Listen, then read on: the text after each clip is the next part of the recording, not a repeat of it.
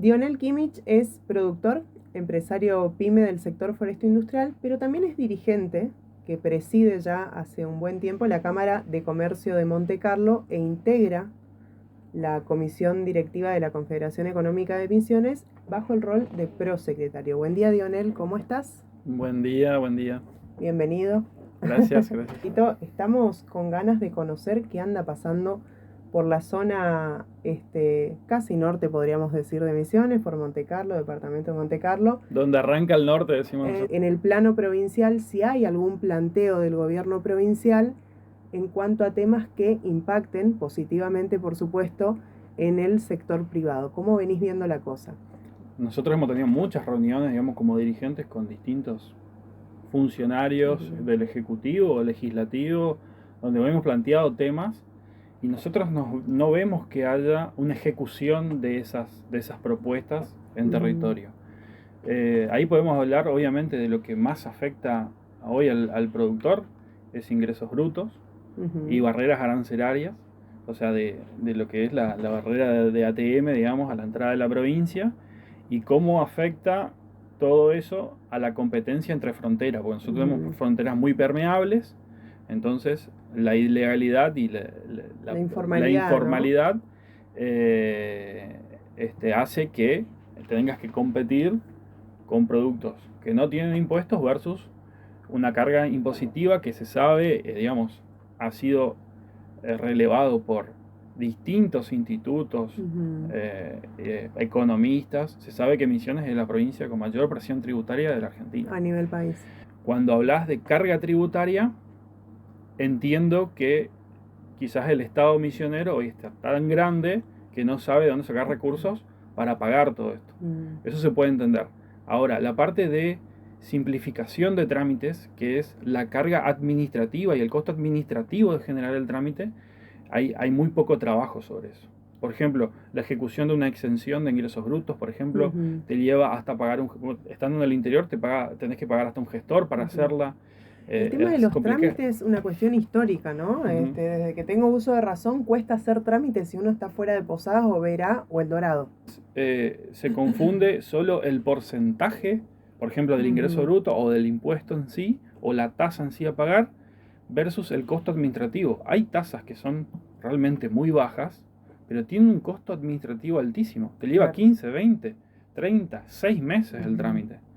Bueno, estamos justamente de cara a una contienda electoral donde vamos a elegir no solamente diputados, sino también vamos a renovar autoridades en distintos consejos deliberantes a lo largo y ancho de nuestra linda tierra colorada. Digo, si nos trasladamos, como mencionabas recién, ¿no?, al plano municipal, hablamos de informalidad, hablamos de tasas municipales. ¿Cuáles son las acciones que sí se pueden hacer para aliviar este contexto complejo que atraviesan no solamente las pymes, sino también, por ejemplo, los profesionales que trabajan de forma independiente, ¿no? Yo siempre miro ese segmento de gente que trabaja, que presta servicios y que trabaja en términos formales. Bueno, ahí nosotros el año pasado con la Cámara de Monte Carlo hemos hecho un trabajo de más de 8 o 9 meses, donde hemos conformado una comisión, una subcomisión técnica, donde hemos sumado abogados, contadores sobre todo, y bueno, y yo que soy ingeniero y otros que son ingenieros también y que están al frente de empresas y que llevan adelante un montón de pago de tasas y de trámites, habilitaciones, porque el tema de las habilitaciones es un mundo. O sea, nosotros, por ejemplo, en Monte Carlo teníamos, vos para habilitar un comercio te llevaba más de 3 meses, 4 meses. Cuando, por ejemplo, alguien quería habilitar un comercio de indumentaria, por ejemplo, no sé, la barrera de entrada era muy alta, tenía que darse de alta en el monotributo, pagar 3 impuestos ya, pagar un montón de cosas y todavía, después de 3 meses, todavía no tenía la habilitación municipal. Y no porque no esté en regla, sino porque la velocidad del trámite era excesivamente lenta. Entonces, lo que nosotros ahí le aportamos al Ejecutivo, decir, bueno, danos la habilitación automática y después venía a controlar. Claro. Porque si no es como que frenás el trabajo. Sabemos que tenemos que estar en regla, sabemos que tenemos que tener matafuegos, sabemos que tenemos que tener salida de emergencia, eso somos conscientes, pero no podés frenar a alguien que está haciendo una inversión, está haciendo un contrato de alquiler, se dio de alta en AFIP, se dio de alta en rentas.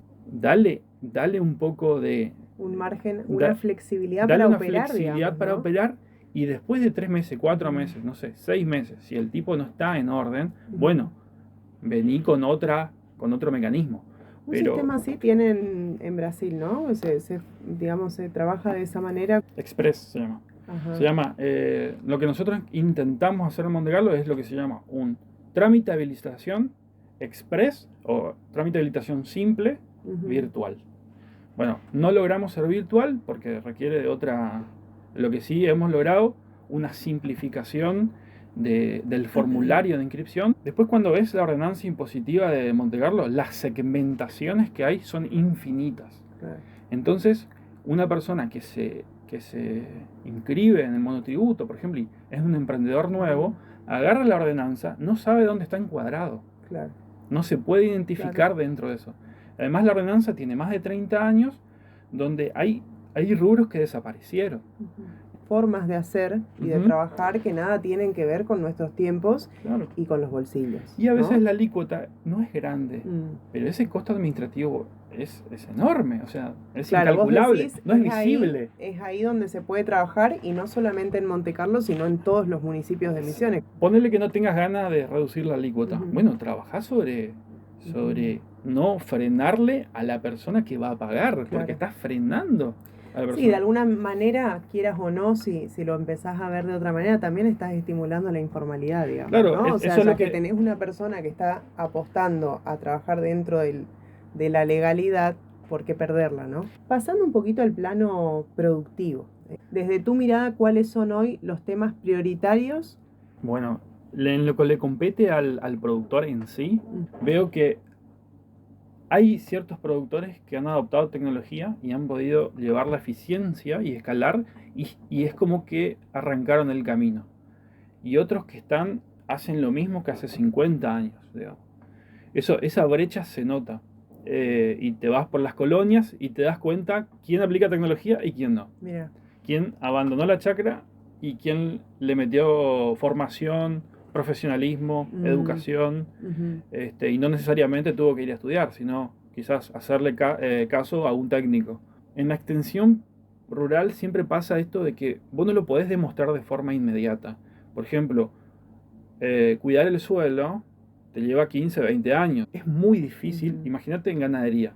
Para ver un cambio, por ejemplo, nosotros invertimos muchísimo en genética. Es un proceso que te lleva más de 20 años. Claro. Crear un vientre bueno, con que después te tira buenos terneros. Trabajás todo el tiempo con mercados a futuro, ¿no? Sí. Con mercados, con iniciativas. Ese largo plazo. Por ejemplo, vos en la industria, no sé, te compras una máquina, capaz desde que la importás hasta que la instalás y la ponés en funcionamiento, capaz tardan 6 meses. Y pasaste, no sé, de X cantidad de producción. De 1000 a 10.000. Y lo ves. Proyectar, cuantificar la inversión. Exactamente. Por ahí, ¿no? Sí. Y para mí registrar, porque... Bueno, pero ahí hay un rol también, ¿no? Me parece muy oportuno y bueno como empezaste a describir el tema, porque decís, a ver, hay una cuestión que depende de los productores, ¿no? Sí. Que nace y depende de los productores. Eso es lo interno. Sí. Eso es lo interno. Después está lo externo, ¿no? Que el productor no puede hacer poco y nada, sí puede.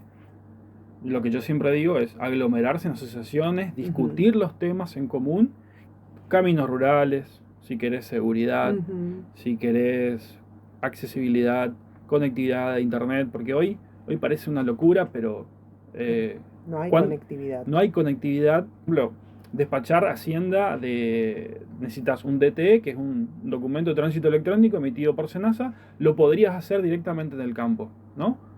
Pero no tenés conectividad, no tenés electricidad, no tenés un montón de cosas. Porque esto es algo que es muy de sentido común. O sea, vos cargás animales, por ejemplo, decís, yo voy a cargar 50 animales en un equipo. Y se te rompió la pata de uno, porque en la carga pueden pasar miles de cosas. O sea, eso no está contemplado. Y vos estás a 50 kilómetros de la señal más cercana para rectificar el DTE. Claro. Entonces ya... En eso ya dejaste ineficiente todo ese proceso solo por un papel. Claro. Y esas son esas flexibilidades que uno busca en el productor. Sí, te escucho y pienso mucho en el transporte de madera, ¿no? Y cosas de antaño Bueno, que el he transporte de escuchado. madera es exactamente lo mismo. ¿Y qué falta para para generar ese sentido común? Mira, para mí el tema de la desconexión de la realidad del político versus la producción es enorme. Ujú. Decir para afuera que me interesa el productor, pero no entender realmente lo que hace, es lo que para mí es el freno. Ujú. Y eso es lo que nos falta para dar el siguiente paso. Bien. Realmente políticos comprometidos, che, me interesa lo que te pasa. Sí, no es un detalle menor porque justamente decíamos, estamos de cara a una elección legislativa y hoy, lamentablemente no hay, por ejemplo, en la Cámara de Representantes yo creo que no hay representantes genuinos de los sectores productivos, ¿no? Y sobre todo que mantengan o que lleguen a través del sector productivo y que después se mantengan en ese rol durante los 4 años de gestión. Para cerrar, si pensamos en jóvenes y ruralidad o ruralidad y jóvenes, como lo quieras llamar, ¿qué ves en tu zona? ¿Los jóvenes echan raíces o están levantando campamento? ¿Qué es lo que estás viendo? Hace rato que se fueron. O sea, nosotros en Monte Carlo teníamos una famosa, por ejemplo, Colonia Itacuruzú, pero fue como una especie de segundo centro de Monte Carlo donde hubo casa de productores, donde tenían familia, hasta supo haber una escuela, digamos. Hubo un desarrollo por esto, por la pérdida de rentabilidad de los cultivos, por todas estas cosas de los ciclos económicos de Misiones y de Argentina, de que en un momento somos el oro verde y en el otro momento no te alcanza para comer, porque de ahí venimos, ¿no? Sí. Las distintas generaciones van tomando otros tintes, otras comunicaciones. El tema de la conectividad es fundamental. O sea, hoy no podés estar desconectado. El tema de la infraestructura es fundamental. Nosotros en Monte Carlo tenemos caminos rurales muy abandonados. Electricidad es muy poca la rural. Si bien dentro de todo los servicios básicos, ¿no? Pero sobre todo para mí es la pérdida de rentabilidad de los cultivos, producto quizás de ciertos productores que no se quisieron profesionalizar y tecnificar, y producto de la volatilidad propia de Argentina, ¿no? Y esa combinación es tremenda, o sea, son muy pocos los que pueden entrar dentro del esquema. A mí siempre me gusta citar el mercado ganadero porque me parece dentro de todo es mayor competencia perfecta porque hay mucho oferente y mucho demandante. El precio siempre se va acomodando y si vos ves dentro de todo, el precio de la hacienda siempre más o menos pudo acompañar la volatilidad. Pero no te alcanza con eso, necesitas educación financiera. Claro. Porque el productor, lo que le pasa al productor y le pasa a todo el mundo, es que tiene concentrados los ingresos en ciertas partes del año. Pero ¿cómo sobrevive todo el año? Necesita entender de que existen un montón de otros mecanismos financieros o otra educación financiera que va a tener que entrar para poder multiplicar, para poder hacer de buffer o de amortiguar esos momentos como este año que va a ser crucial. De bajo rinde, porque digamos. Al yerbatero también se le pagó muy buenos precios hace un par de años atrás, donde la rentabilidad era excesiva quizás. Hay momentos que la rentabilidad es muy alta y tenés que saber guardar esa para rentabilidad la época de vacas flacas. Para la época de vacas flacas. Es muy bíblico, o sea, hacete esta pregunta, ¿es razonable que mi cultivo esté dando un 200% de rentabilidad anual, por ejemplo?